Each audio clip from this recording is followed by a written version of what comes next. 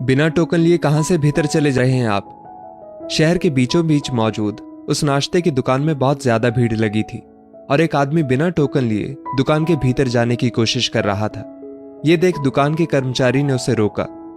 मुझे काउंटर पर बैठे उस आदमी से कुछ काम है, ये कहते हुए वो दुकान के भीतर जाने के लिए आगे बढ़ा, लेकिन तभी उस कर्मचारी ने उस आदमी की बांह पकड़कर एक और खड़ा कर दिया।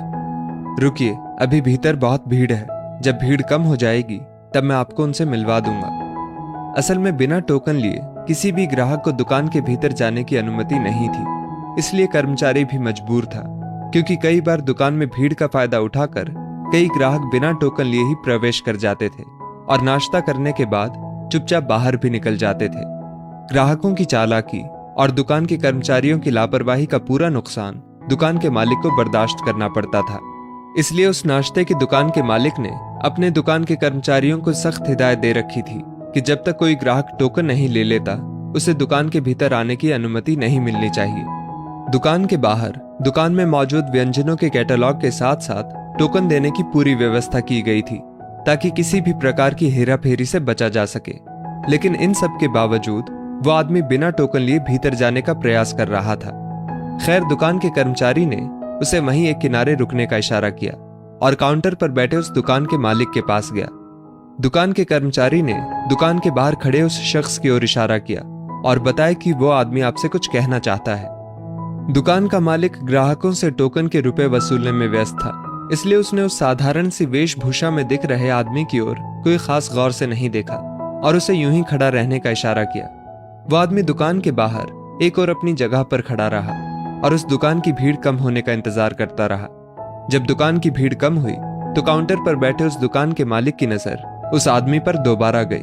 दुकान के मालिक ने उस आदमी को भीतर आने का इशारा किया। कहिए, क्या बात है? आप मुझसे कुछ कहना चाहते हैं? उस आदमी ने अपनी जेब में हाथ डालकर एक 500 का नोट निकालकर काउंटर पर रख दिया। मैं अभी थोड़ी देर पहले आपकी दुकान पर नाश्ता करने आया था और टोकन के लिए मैंने आपको 200 रुपए का नोट दिया था। दुकान में भीड़ बहुत ज्यादा थी और मैंने ध्यान भी नहीं दिया।